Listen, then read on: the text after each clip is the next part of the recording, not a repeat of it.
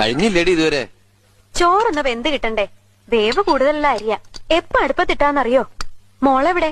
അവള് T V ആണ്. മീനക്കൂർ എത്തിയിട്ടില്ലേ? നന്നായി.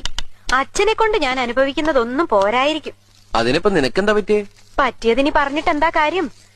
നല്ല ജീൻസും ചെത്ത് ഷർട്ടും കൂളിംഗ് ഗ്ലാസും ഒക്കെ ഇട്ട് എത്ര അടിപൊളി ചെക്കന്മാരാ എന്റെ പുറകെ ബൈക്കിൽ നടന്നേന്നറിയോ?